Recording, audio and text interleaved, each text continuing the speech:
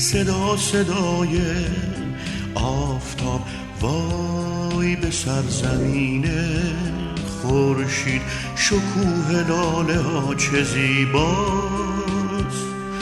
با گل سپید مهتاب طلوع زندگی چو رویاست.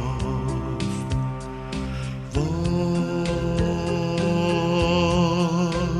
غنچه زندگی بر لبم میزند جوانه، منو بهار پرترانه، منو امید بیکرانه. وای به گوش من می آید صدای ساز مرد چوپان. وای چه